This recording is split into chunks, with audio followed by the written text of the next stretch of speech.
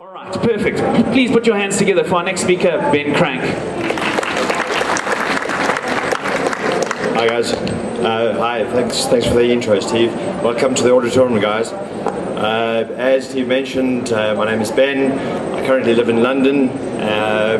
Despite that, my blood is green and gold, and I love wildlife photography, so I'm here to share a couple of my trips with you. My remit, as you've seen, it's disappeared. I think I was slipping a cable.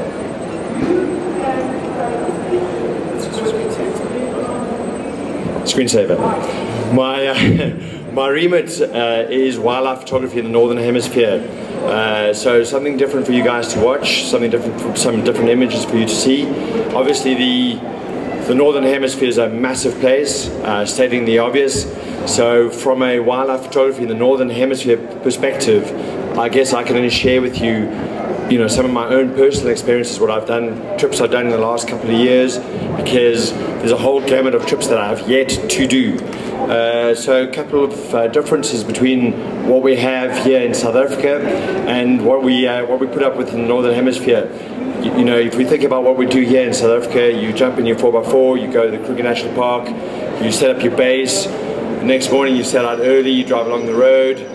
There's a herd of impala. The impala have got oxpeckers on them. You stop, you take a couple of shots, you move on down the road.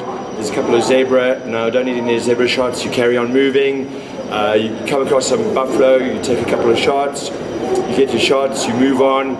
You come across the traffic jam. There's leopard, and that's where you spend the rest of the day. Well, that's not how it works in the Northern Hemisphere at all.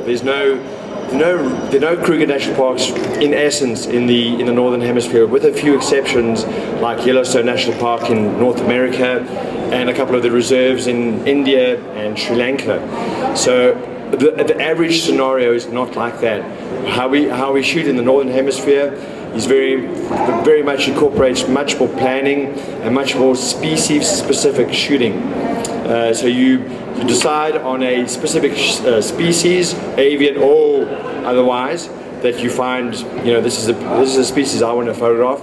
And to illustrate the point today, you guys have already seen my intro photograph, which is a snowy owl. So to illustrate the point, I'll tell you about my snowy owl shoot. So a couple of buddies, mine photo buddies, Belgian guys, myself, we decide we think snowy owls are super sexy birds. We want to go and photograph snowy owls.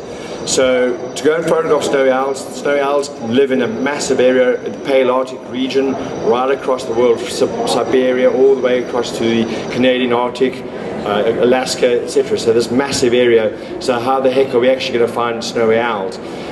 In addition to that, to make matters more complicated, in the Northern Hemisphere you've got these massive differences in seasons between winter and summer, so that results in lots of seasonal migrations of birds and animals.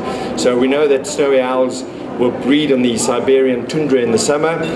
The tundra is inaccessible. Inaccessible means expensive, and 10 billion mosquitoes. So we decide, no, we like the idea of snowy owls on snow, and we're going to narrow our search down. So that means hours on the internet, hours of research, people's blogs, emails, asking questions, reading magazines.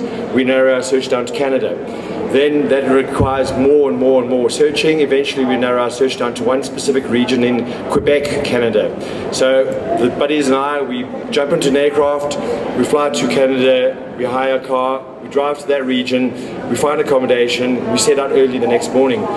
The problem that we didn't realize we'd have is that region, being Canada, was still massive in itself. So we spent the whole day driving along. It's a maize growing area in the summer months.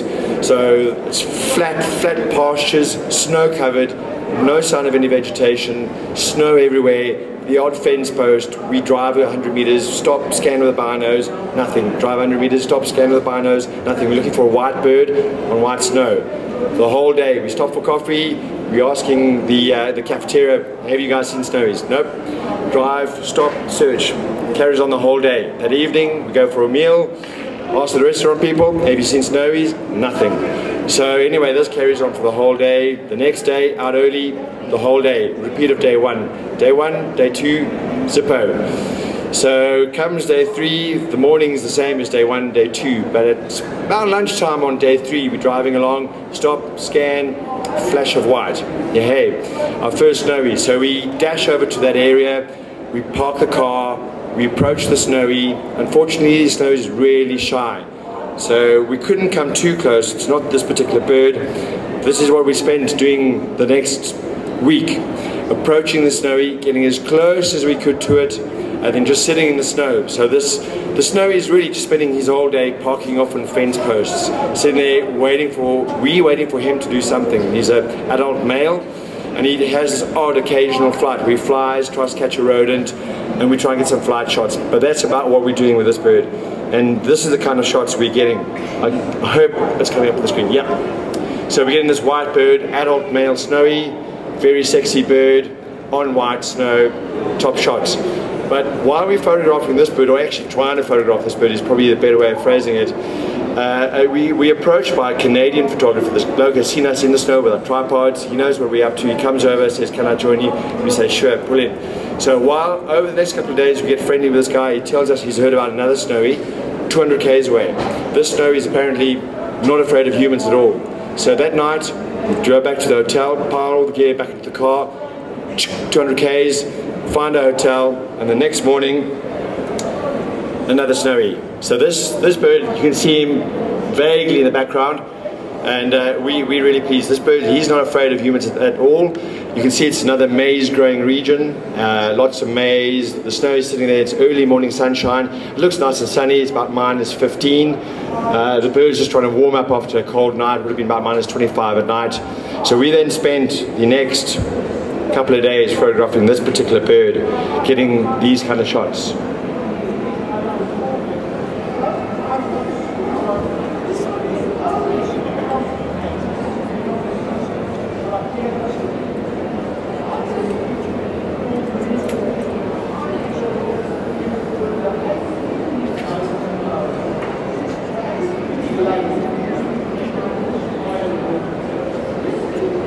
So this is a juvenile male, hence the barring.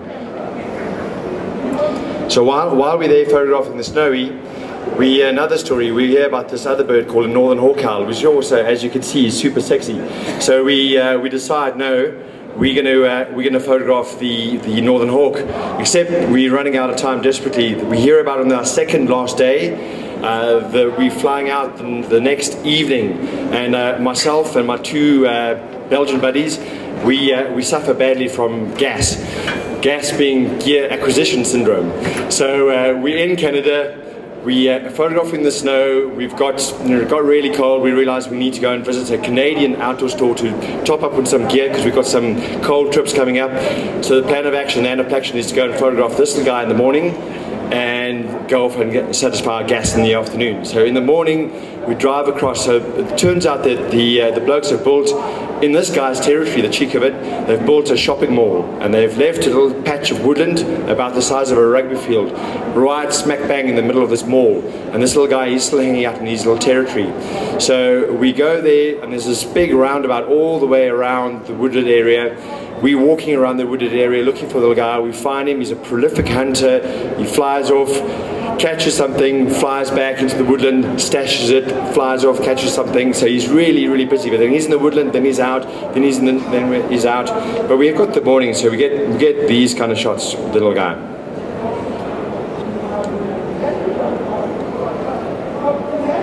He hovers a bit when he hunts.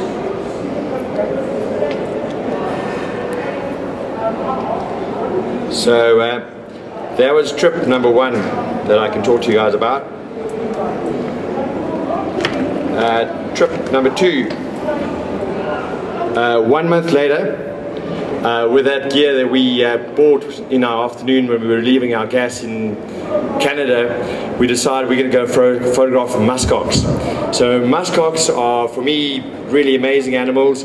Primordial, really remind me of Ice Age and saber-toothed lions, and I think myself, no, this is really a great species to go photograph. Muskox, they live in these really barren environments. They've got one stronghold still in Europe, a place called Dovrefell, which is in Norway. In the Second World War, there were about 30 animals left, so then they made this national park, Dovrefell National Park, as I mentioned, and now there are a couple of hundred animals left. The rest of the animals are all in the Canadian Arctic, I think the Canadian Arctic and obviously Greenland are their strongholds, and the Canadian islands like Baffin and Ellesmere. So we decided we're going to go and photograph muskox. But now muskox, they live in this countryside, this rolling, hilly, mountainous countryside. We've decided we're going in winter. This is February in Norway, northern Norway. So there's no way of easily accessing these birds. So the same two guys and myself, we jump on an aeroplane, we go off to Oslo, we hire a car, go to an outdoor store, we buy some more gear. Keeps everybody happy. So this little thing I got behind me is called a pulk, as the Norwegians would call it, and a sledge, as we would call it. So inside there's all the gear. The gear means all the camera gear, everything from 14, 24 lenses all the way through to 600, tripod, 2 camera bodies, camera bag, tent, sleeping bag, food, obviously dehydrated food because it's -15, -20. So dehydrated food and fuel for the camping stoves, because you can't carry water because water is obviously in a solid state. So this is what we do. So we arrive there, we know the region that they're in, but we've got no idea how to find them. We're just going to go and look for them. And a bit like the Snowies, had no idea we were going to find them. So we set off the whole day, walking. So it turns out what we didn't realize before we set out was that the winter in the valleys, the snow is too deep in the winter. So there's the muskox can't actually walk in the snow because it's too deep for them to reach the underlying vegetation. So they all live on the mountaintops where there's lots of wind. Lots of wind means less snow, but that also means that we have to go up the mountaintops. So that's what we do on day one. Eventually we establish camp and cook some grub in the snow, hit the sack. The next morning, more of the above. You can see we've got this big ridge off to the right, and so we reckon we're going to go look for those little boys up there. So we set out, more of the above. That night we established camp, and this time now, by now, we're quite high up on the ridge. So that's our kind of scenery. We started right down in these valleys below us. We're staying there, it's -15, -25 at night. The funny thing about doing that as South Africans, we don't realize that when you're camping in that kind of environment and it's -15, -20 outside, what you don't realize is it's -15, -20 inside your tent as well. So your pillow is frozen, your sleeping bag, when you climb into your sleeping bag, is -15, -20. Everything is frozen. And I promise you, when you are in that environment, the last thing you want to do is when you go back to your tent in the night is take off your clothing. You're wearing several layers, so you take off the outer couple of layers and you just climb into your sleeping bag with your inner couple of layers. In other words, what I'm trying to say to you is you don't change those inner layers for the whole time, undies included. So, and then, that brings me to an important point. You know, your batteries. You stash batteries on your person, keep them nice and warm, and your batteries stay on your person for the full time, your spare batteries. Despite that, I have to be honest, I mean, something I never mentioned is that I'm a Nikon shooter, always have been, always will be. So I'm really impressed with Nikon cameras and how they perform in cold weather. Those batteries just shoot for days.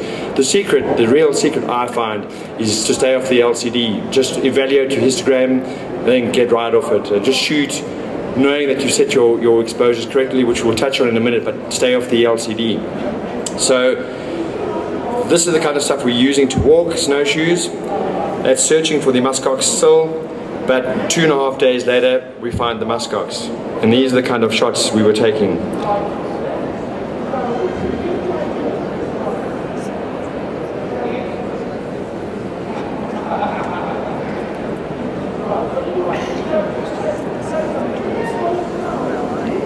Question from the audience, are they aggressive? Yes, they are aggressive, but in the rutting season, which is in autumn, when we were there in winter, they were pretty placid. We could approach quite closely. Sorry, I'm just paused there. I wanted to talk over here. This image here has got lots of white. How we expose in snow. If the conditions are steady, in other words, the light is not really changing from minute to minute, then I'll shoot on manual exposure. So what I do is I decide what shutter speed I want and what shutter speed I want and what aperture I want. And then I'm a big histogram shooter, I always try and get my histogram over to the right. And the way once I've decided what settings I'm using, the way I'm getting my histogram to the right is I'm dialing in ISO. So I'll take a shot, I'll just focus on the snow, take a shot, check my histogram, and then constantly just move it more and more to the right by dialing in more and more ISO.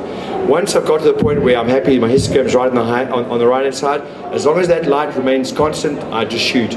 If it's late in the day and the light's descending as a consequence of sunset, I just periodically, every half an hour or so, I make adjustments. Conversely, if it's overcast, the light's shifting, cloud cover, sunny, cloud cover, I'm shooting in aperture priority and I'm dialing in positive exposure compensation, somewhere around about 1.5, maybe even 2 stops if it's really bright enough. But that's what I'm doing. So yeah, more muskox. And then here's another technique I can discuss with you guys. We're busy shooting these muskox. I'm shooting with my 600mm, keeping a respectful distance, as in that photograph over there. And then over this yonder hill comes this super fit Norwegian bloke, cross-country skier. He's traveled kilometers in one day, and he's got his dog, believe it or not, with him. His dog's running along. The muskox see them a couple hundred meters away. They get this real fright, and they then gather into this defensive pattern. But I'm shooting the guys. I can't fit them into one frame. I've got my 600mm lens on. I don't want to miss the gap.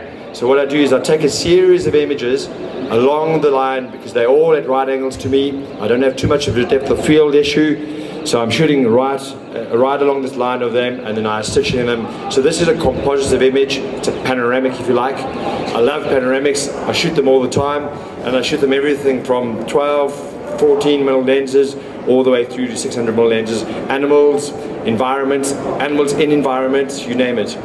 So that's a pano composite.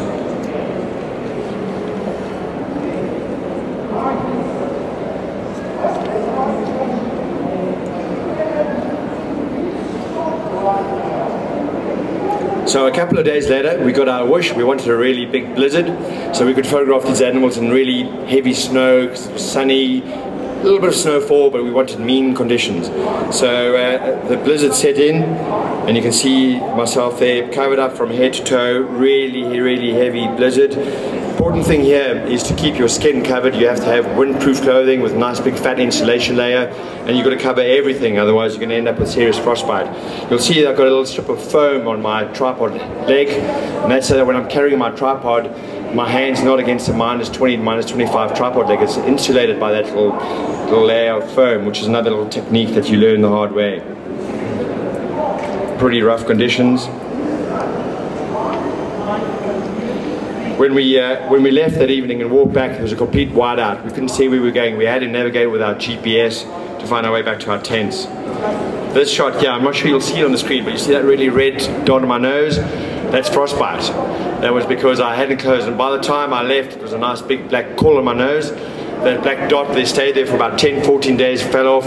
Really pink, huge pink spot on the tip of my nose, competing with Rudolph the red-nosed reindeer. But important lesson to learn. Blizzard, muskox.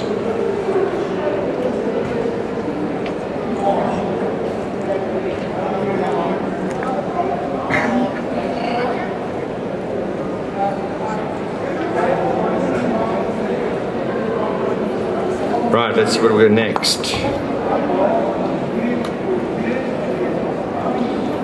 Right, so our next chat is about Japan. I went to Japan by myself this time, rented a car, talking about logistical nightmare.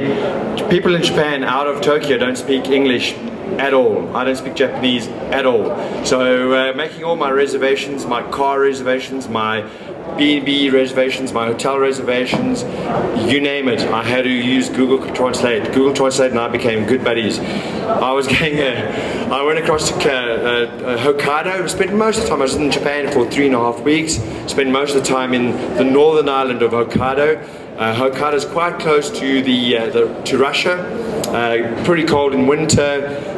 Most of the population, the human population, lives much further south.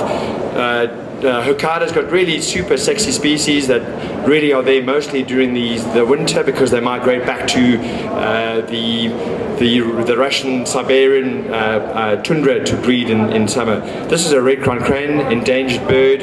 They mate for life, so they spend lots of time reinforcing their bonds. They're endangered, as I mentioned, in Japan, and the local Japanese are making huge efforts to try and reintroduce these birds by feeding them at feeding stations. So it's really easy to see the birds. You just pitch up at a feeding station and spend the day shooting birds.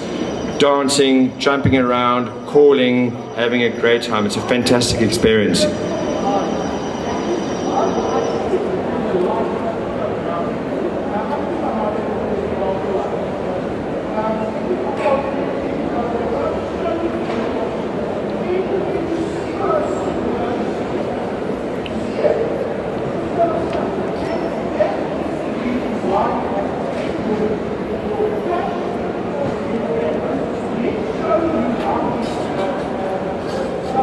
Panning shot as birds are flying home for the night. I like the colour cast. It's obviously got this heavy blue colour cast, which obviously isn't natural, but I like the cast. I left it there. Then we go across to another feeding centre. This feeding centre is different from the first because they feed these birds with fish.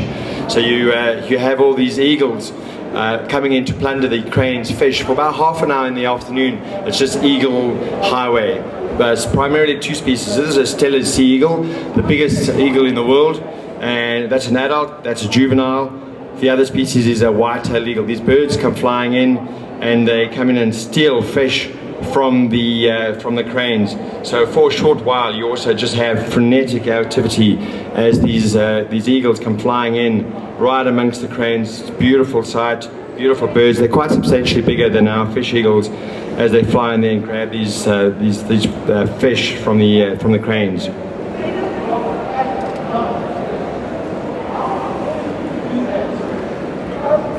This is a little series here of this little guy flying in, flying out.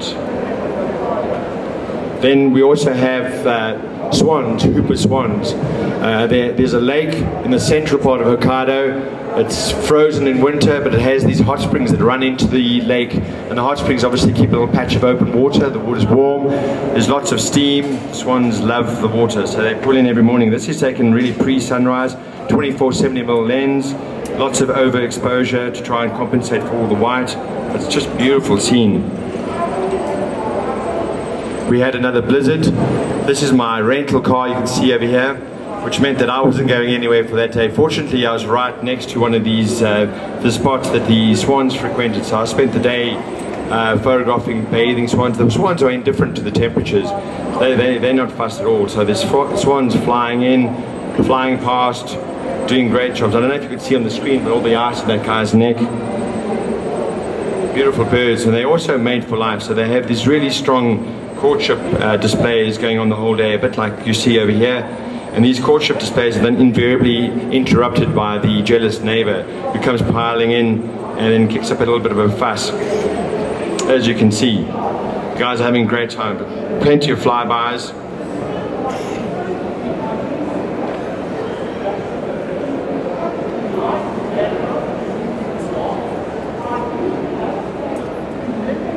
That's what the scenery looks like. You'll see the ridges are covered in trees. Ural. This is one of those really special birds in Hokkaido. This is called a Blackerson's fish owl. 122 of them left in Japan. It's the world's biggest owl. They're nocturnal, strictly nocturnal, and they come down to this little pond to fish. You use your vehicle as a hide, so you're sitting there in your vehicle. There are these huge gales of wind coming down this little valley, spindrift everywhere. It's late, the birds only come down at 10, 11 o'clock at night. You're nodding off in your car, you've been up since 5 a.m, you're falling asleep, it's really cold. You wake up, there's the owl. They're silent, you just don't hear them approach at all. They're catching these little trout in this river. They're really spectacular little birds. This is another Panacomposite. This is a common deer species. It doesn't come out so well on the screen, but it's a common deer species found in that part of the world. And then after that, I jumped on a plane and went to the central island in Japan called Honshu, which is the island that Tokyo's on, and right in the middle of that you have quite a mountainous region where these snow monkeys live. So the snow monkeys bathe in these hot springs all day long. The hot springs are controlled tightly by these big blokes, the dominant males, control the hierarchy and control who can and who can't go into the springs. So these are these big dominant males, and you'll see that in this spring here at the moment are the high-ranking females and the adolescents, and you can see them having a little good look because somebody off behind us is somebody's taking a real proper beating because they dared approach the spring at the wrong time. But there's lots of this fantastic stuff going on at these hot springs.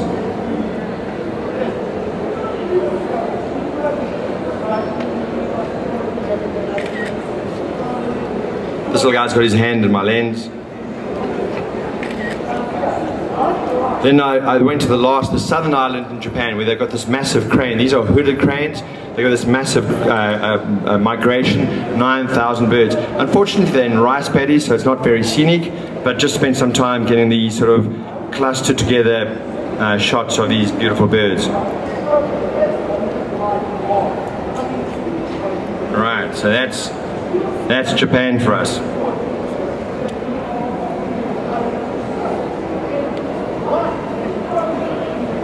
The next spot we're going to talk about is the Arctic. I've been to the Arctic a couple of times. The place I'd normally go to is an island, an archipelago in the Arctic called Svalbard. Svalbard's 900 km from the North Pole, belongs to Norway. You access it from flying from Norway. Spectacular place, has amazing scenery. The number one species there to try and get is polar bears, but before you set out, there's always another 1 or 2 species to go and shoot. This is a red-throated diver.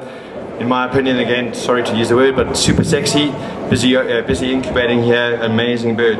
Americans call these little guys loons. Some more photography with ice formations and some beautiful landscapes. Then the next day we set sail, jump on the ship. So Svalbard has got 80 kilometers of roads. There are more polar bears on the archipelago than there are humans.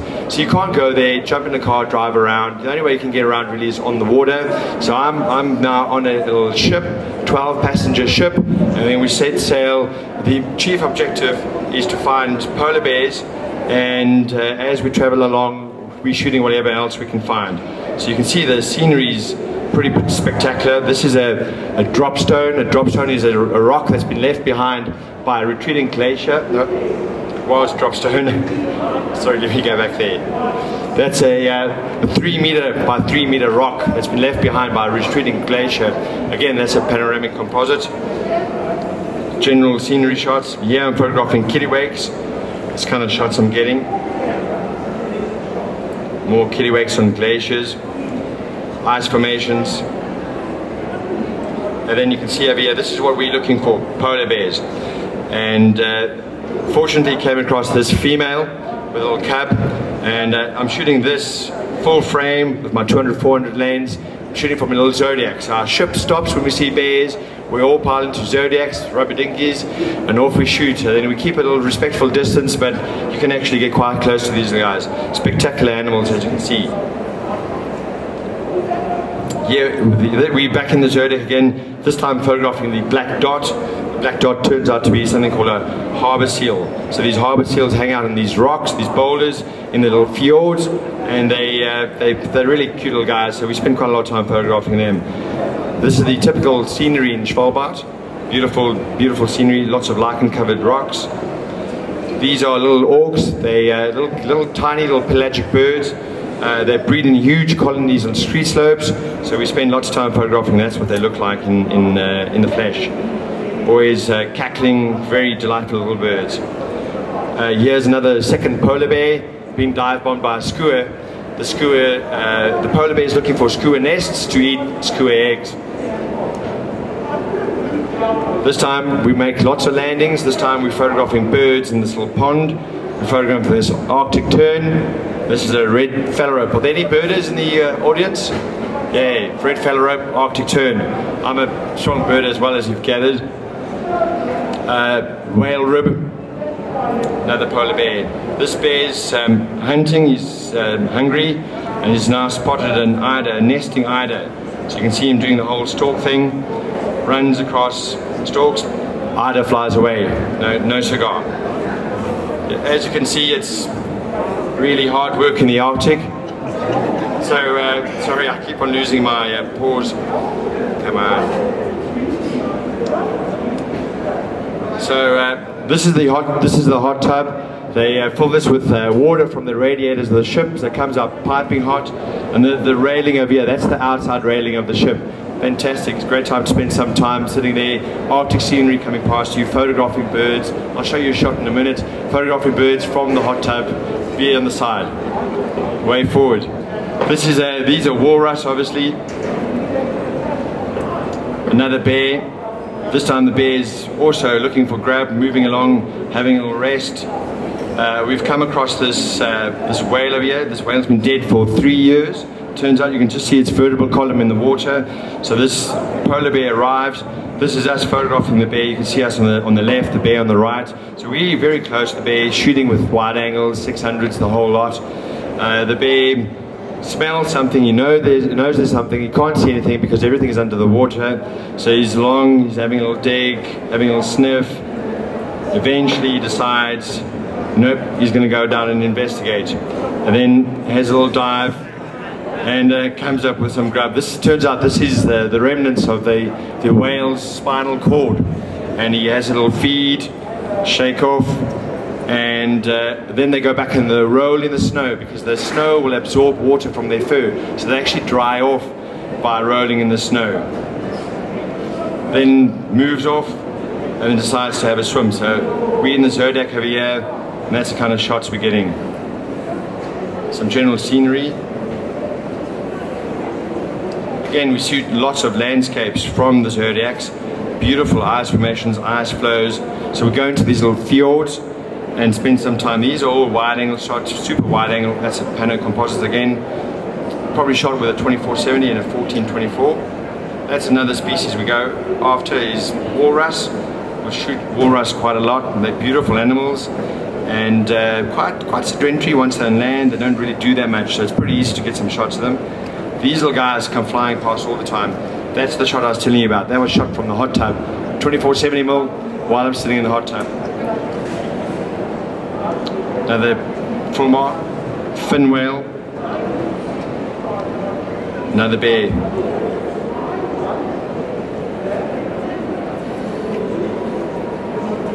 Having a little swim this time.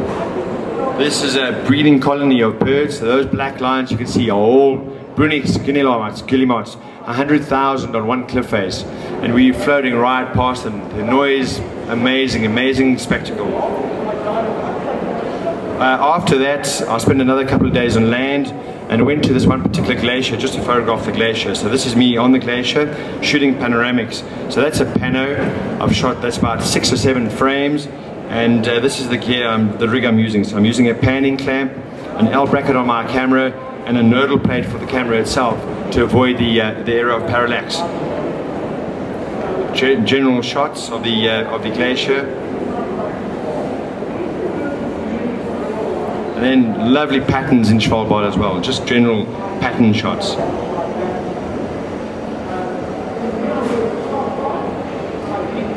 Right, that's Svalbard. Right, this is one of my favorite shoots I've done recently. This is a bird I wanted to see and photograph for years and years and years. So a species called a great grey owl. And they're very elusive. They live in the boreal forests. They're difficult to find. They're quite shy of humans, but they're easier to find in winter because the guys are hungry. They're really hungry. So my Belgian buddy and I, again, we heard about this particular bird on a Sunday. Tuesday we were in Finland, so we flew in, hired a guy to show us where the bird was, and then we spent the next couple of days photographing this bird. You'll see. Unfortunately, he spent most of the time sitting on electric cabling, not very exciting, but we were there waiting. This is the guy in the red, who's standing there waiting for the bird, comparing shots, nothing much happening, setting up wide angle rigs in case the bird happens to fly where you think he may fly. But these are the kind of shots we got.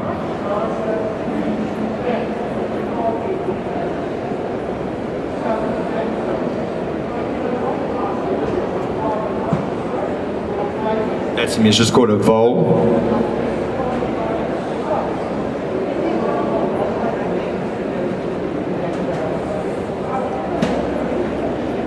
This is a little series, the bird was in the snow. So this is as I've taken it out of the camera at 7 frames a second.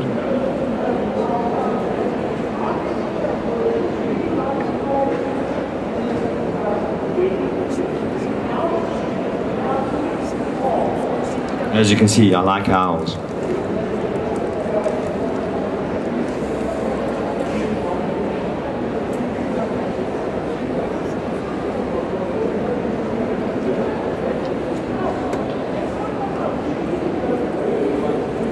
So that's an animal in its environment shot. That's 2 frames stitched together. Alright, here we go. Somewhere different for a change. North America, Yellowstone National Park. Got different species, bison, plenty of bison, plenty of hot springs, lots of steam. It's really, really great photography. I was there to try and get them really ice encrusted, but unfortunately it wasn't cold enough. It has to be about -20 to -25, and it was only about -10, -15 when I was there. So I got a couple of shots, but not any of these really heavily ice encrusted bison. Here they're walking past. So this is again is a composite. They're walking past. That's the world's biggest geyser in the background. Old Faithful in Yellowstone National Park. Bighorn sheep. The geyser itself, with lots of really lovely hot springs. This is the valley bison. You see the bison on the ridges, and a beautiful scene with lovely ice encrusted. So taking shots again of the bison in the snow and ice. Coyote.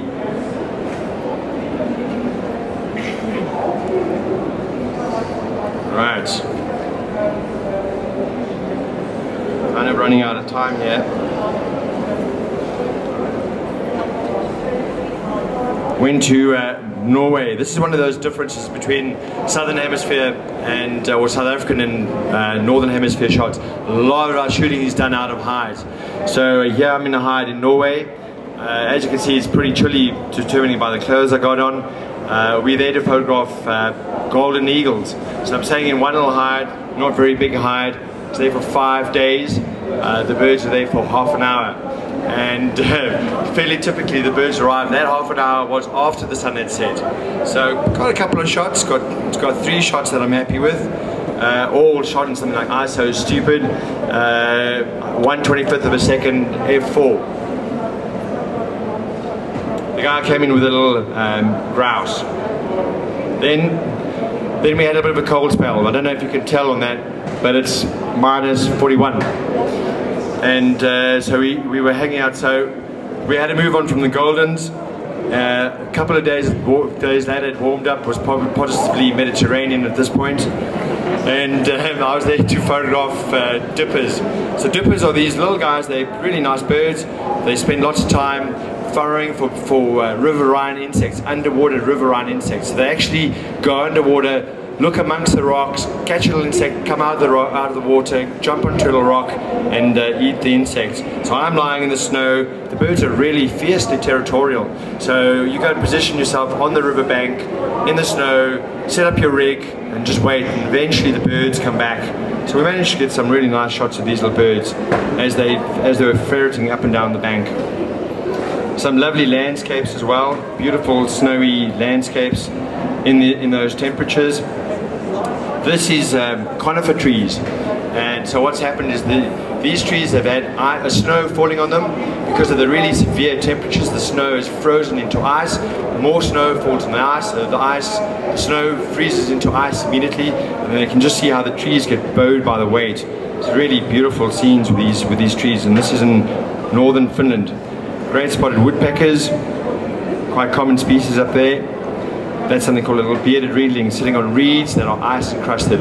I've placed lots of reeds in the foreground and just shot through a tiny little gap in the foliage to try and just pick out the bird and have this really out of focus foreground. Obviously Aurora, we were there for a month, and we had 2 nights of really good Aurora. The biggest problem you got when shooting Aurora is that you are there in the Arctic winter. Arctic winters like to be overcast, and as a consequence of those heavy cloud covers, you're not really seeing the Aurora activity despite the fact that it's happening above your head. So you've got to have a clear night. I'm shooting this with the Nikon 24 f1.4, ISO 1600, and about 6 seconds on 1.4. Beautiful lights. Auroras are amazing spectacles. I know it's a dream of many people to see them, but they really are breathtaking. They move much faster than you realize. They pulse and dance and shimmer in the night sky. And you just have these showering curtains of light just moving above you. Breathtaking stuff. And as a consequence of that movement, you try and use the quickest shutter speed you can to try and slow down that movement, hence the f1.4 lens. Wasn't a fantastic aurora that night, but better than a kick in the teeth.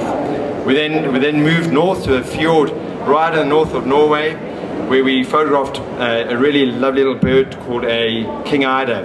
These are the very elusive little sea ducks, beautiful birds, and we were on that little boat and spent several days pursuing these little guys, getting photographs of them as they hung out in the little harbour. Then we had a clear day, so we went and prepared ourselves, and that night we had a spectacular aurora. Horrendous winds, gale force winds, bar none, but some really spectacular aurora activity that night. Again, shooting with a 24 1.4, 6 seconds, ISO 1600, f1.4. You'll see the little lighthouse in the foreground.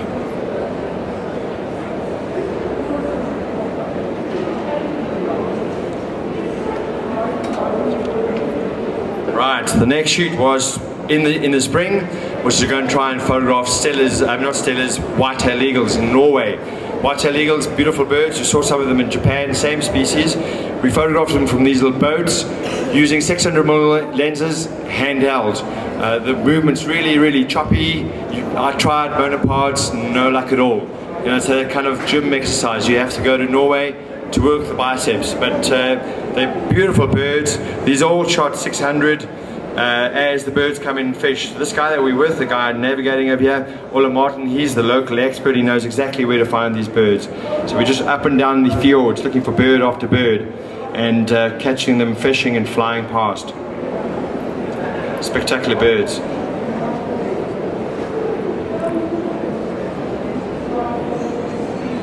And then while you are photographing the eagles, you're being followed all the time by gulls. Ole has a habit of feeding the gulls with bread, so he throws up bread. You have these huge flocks of gulls flying about behind you. So here I'm trying a wide angle rig, so I've got my monopod out, my 16-35mm lens on my monopod. I'm using a quick remote release gadget. Ole, you can see, is holding up bread, so these little gulls are coming flying past, right past my camera to grab the bread, getting these kind of shots.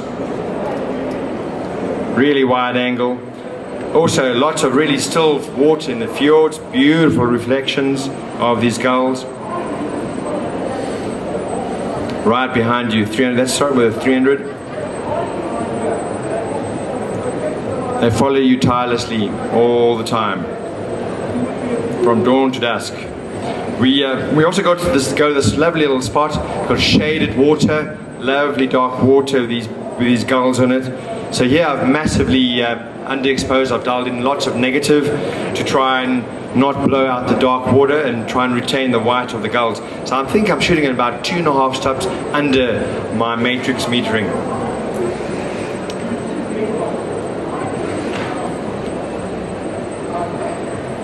Then the next part of Norway was another hide. This time it's to shoot something called a capercaillie. Capercaillie are huge grouse. In the springtime, they display on what is known as a lek. The leks are generations old. They inherit them from previous birds. The dominant bird will then take over this lek, and some of them are centuries old. So you set up a hide. You have to go into the hide in the afternoon, the day before, and then you sleep in that hide overnight. The birds start displaying way early in the morning. They got the weirdest call. If you ever want to hear a strange sound, go and YouTube the call of a capercaillie. It's the weirdest noise you'll hear in your life. Spectacular birds. They don't know you're there. They walk around displaying, and they have this really slow, plodding walk as they walk around, displaying with this, as I said, really bizarre call. Right, that's Norway in the springtime. Then our last little subject here before we go into Q&A.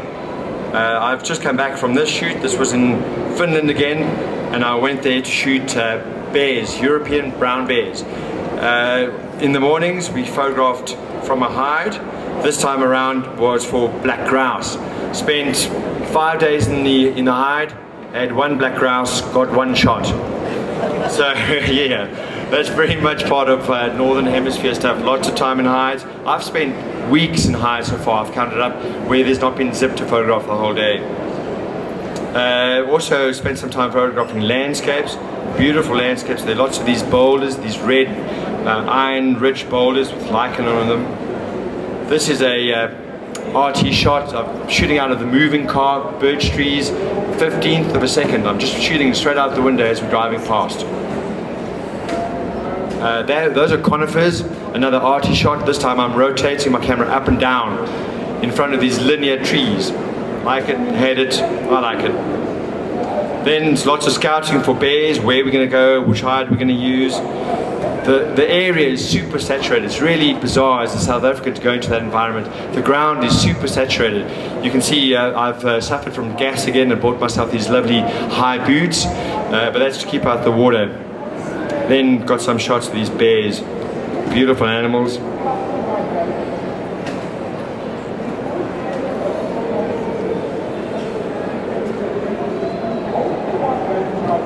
That's a wolverine. He arrived so unannounced, took me by complete surprise. They're fantastic animals. Never thought I'd see a wolverine. The little guy up and down the tree 2 or 3 times, gone. Forest reindeer.